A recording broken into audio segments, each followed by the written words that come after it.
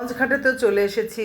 এখন এই লঞ্চে না উঠলেই তো নয়। আমরা একদম দেখেন একটা লঞ্চ যাওয়ার পরে ঢেউ কিভাবে উঠছে পানিতে, আর ভিতরে ঢুকে গেলাম লঞ্চের। এই তো এখানেই প্রবেশপথ, সিঁড়ি দিয়ে উপরে উঠলাম। সিঁড়ি দিয়ে উপরে উঠতে উঠতে এত সরু সিঁড়ি ছিল আর এত সাজানো গোছানো ছিল যে বলার মতো না। পুরোটাই উপরে উঠে গেলাম ছাদে।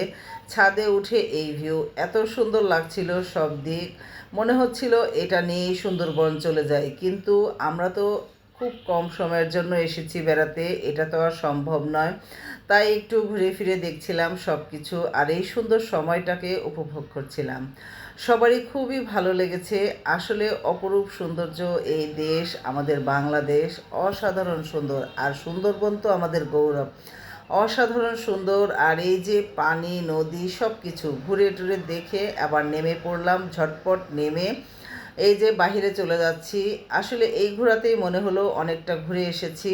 আর এই যে অনেক সুন্দর, অনেক ভালো লেগেছে। পুরো সময়টা জুড়ে আমরা সবাই খুব এনজয় করেছি, আর বের হওয়ার পথ দিয়েই চলে আসলাম।